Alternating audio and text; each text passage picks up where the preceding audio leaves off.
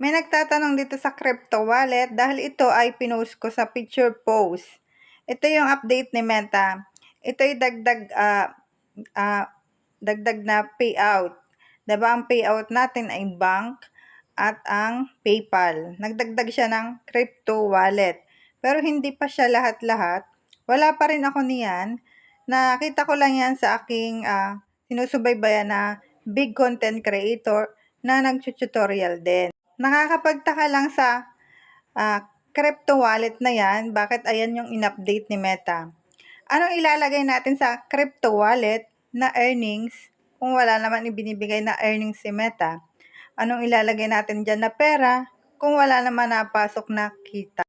Sobrang pahirapan niya sa kita sa earnings dito kay Meta.